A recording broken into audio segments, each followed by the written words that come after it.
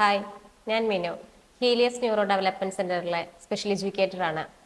നമ്മൾ ഡിസ്കസ് ചെയ്യുന്നത് എന്താണ് സ്പെഷ്യൽ എഡ്യൂക്കേഷൻ എന്നാണ്. നമ്മുടെ സമൂഹത്തിൽ പലതരത്തിലുള്ള ആളുകളുണ്ട്. നാം എല്ലാവർക്കും വിദ്യാഭ്യാസം നൽകുകയും ചെയ്യുന്നു. ആ കൂട്ടത്തിൽ തന്നെ ശാരീരികമായും മാനസികമായും വെല്ലുവിളികൾ നേരിടുന്ന കൂട്ടരുമുണ്ട്. ഇത്തരത്തിൽ സ്പെഷ്യൽ നീഡ്സ് ഉള്ള കുട്ടികൾക്കും നമ്മൾ വിദ്യാഭ്യാസം നൽകേണ്ട ആവശ്യകതയുണ്ട്.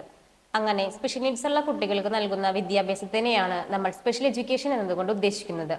ലേണിംഗ് പ്രോബ്ലം ഉള്ളവർക്കും ലേണിംഗ് ഡിസബിലിറ്റി ഉള്ളവർക്കും നമ്മൾ സ്പെഷ്യൽ എഡ്യൂക്കേഷനിലൂടെ വിദ്യാഭ്യാസം പ്രൊവൈഡ് ചെയ്യുന്നു. 3-3.5 വയസ്സ് മുതലാണ് നമ്മൾ സ്പെഷ്യൽ എഡ്യൂക്കേഷൻ കൊടുക്കുന്നത്. ഇനി നമുക്ക് സ്പെഷ്യൽ എഡ്യൂക്കേഷൻ ഏതെല്ലാം ഏരിയയിലൂടെയാണ് കടന്നു പോകുന്നത് എന്ന് നോക്കാം. ആദ്യമായി ADL സ്കില്ലാണ് നമ്മൾ ട്രെയിനിങ് കൊടുക്കുന്നത്.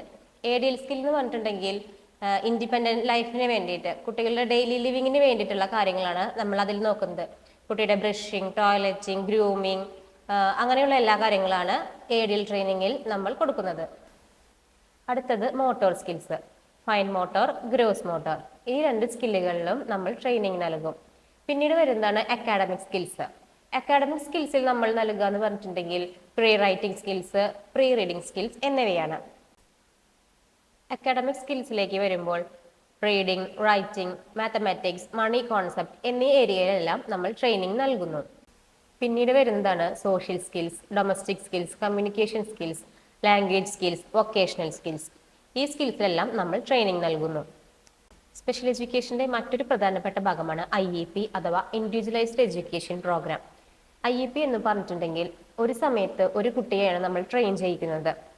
ആദ്യമായി നമ്മുടെ അടുത്തേക്ക് ഒരു കുട്ടി വരുമ്പോൾ ആ കുട്ടിയെ കറക്റ്റായി അസസ്മെന്റ് നടത്തി ആ കുട്ടിയുടെ സ്ട്രെങ്ത്, വീക്ക്നെസ്, കറണ്ട് ലെവൽ എന്നിവയെല്ലാം നമ്മൾ തിരിച്ചറിയുന്നു. ആ കുട്ടിക്ക് ഏത് ഏരിയയിലാണോ ബുദ്ധിമുട്ടുള്ളതെന്ന് തിരിച്ചറിഞ്ഞ് ആ സ്കിൽ ഡെവലപ്പ് ചെയ്യുകയാണ് നമ്മൾ IEPയിലൂടെ ഉദ്ദേശിക്കുന്നത്. കുട്ടികളിൽ കാണുന്ന ശ്രദ്ധക്കുറവ് മടിയുടെ ലക്ഷണമാകണമെന്നില്ല, മറിച്ച് പഠന വൈകല്യമോ പഠന പ്രശ്നമോ ആകാം.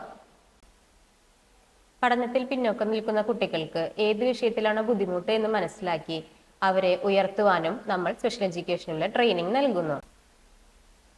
ഇത്തരത്തിൽ എന്തെങ്കിലും പ്രശ്നങ്ങൾ നിങ്ങളുടെ മക്കൾ അനുഭവിക്കുന്നുണ്ടെങ്കിൽ ഹീലിയസ് ന്യൂറോ റീഹാബിലിറ്റേഷൻ സെന്ററുമായി നിങ്ങൾക്ക് ബന്ധപ്പെടാവുന്നതാണ്.